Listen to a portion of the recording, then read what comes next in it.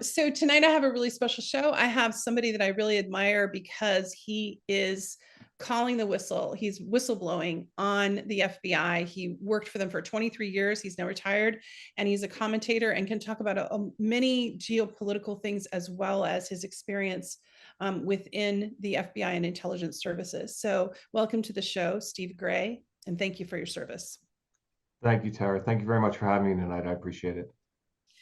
Now, I know, and I don't want to dispel the good work that you did, because you did good work with the FBI, keeping people safe, I'm sure, and hopefully.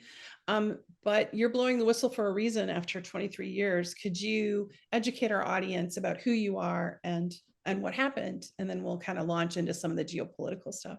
Yeah, sure. I appreciate that. So, my name's Steve Gray. I grew up and spent my entire life here in New Jersey, except when I worked in Washington, D.C. I've been in law enforcement for 32 years, 9 as a police officer and a police sergeant, a street sergeant. And then I entered the FBI and I spent 23 years in the FBI. In the FBI, I worked across all divisions. I worked counterintelligence, I worked counterterrorism, and I worked criminal.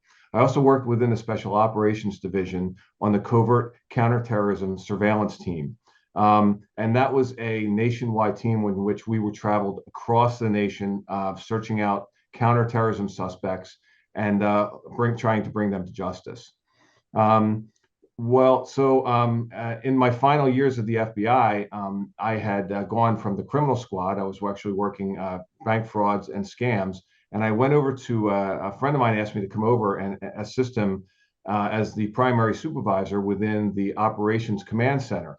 And within the Operations Command Center, I got a chance to see a lot of things I've never seen before within the FBI, and a lot of the information coming into the FBI that was fresh and new before it was disseminated out to the FBI agents across the New York office. And we were also responsible for coordinating arrest teams, ensuring that the arrest teams, when they went out, they didn't run into an arrest team that was working for the U.S. Marshal Service or the NYPD or that sort of thing.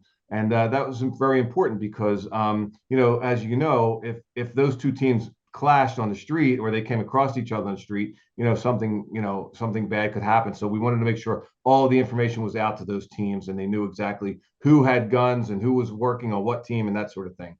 But what really struck me is that I was sitting at my desk one day and I saw the banner come up for a new nationwide case.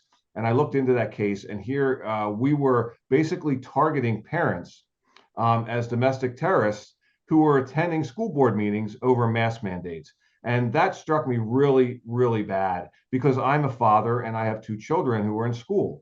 The other thing is, what the straw that broke the camel's back, and one of the reasons why I left the FBI, was because of the way we were treating our January 6th protesters. Our January 6th protesters were not being treated the same way as normal arrestees within the New York office. And when I say that, I mean, a lot of these warrants were misdemeanor warrants.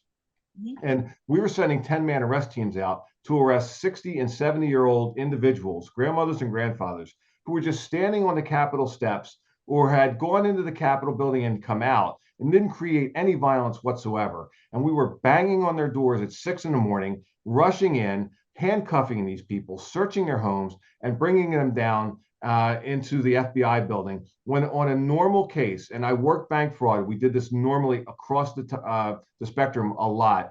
If we had a misdemeanor warrant, we would call the individual up on the phone, explain to them that we have a warrant for their arrest for something that they had done within the banking industry. And we needed them to come down to the FBI building so that we could process them, take them over to court, and 9.5 times out of 10, they would be home before 5 p.m. That's the normal procedure. That's normally what we would have done. And we weren't doing that with the January 6th protesters because the FBI had become basically the right arm of the Joe Biden administration. And we had basically been doing political hit jobs, including the January 6th protester cases. I really relate to that because, as you may know from Kyle Seraphin, who was also on my show, who was also a former FBI and has been blowing the whistle on their activities. My case, got sealed warrants sent to me by Joe Biden's arm of the intelligence service by the DOJ, and it's still a sealed case. And basically, I've been accused of all kinds of things, including being a Russian asset and so on and so forth, and been intimidated. All of it was to silence me, but it didn't do that. So I'm still speaking out. I haven't gotten the knock and raid that other people have, like at 6 in the morning. And just as an aside, why do they do it at 6 in the morning? Like, what is that? Are they just morning people or like? Well, because 6 in the morning is the minimum time by law that the FBI can start making arrests at somebody's home. Oh, Under a warrant, you can petition the judge for a warrant to get an earlier time, but 6 a.m. is the minimum time. So normally under certain cases, like certain dangerous gang members or organized crime members, we may petition the court for 3 or 4 in the morning. And that's only in a specific case where we would actually send a SWAT team in to go make the arrest of that gang member because they're so dangerous.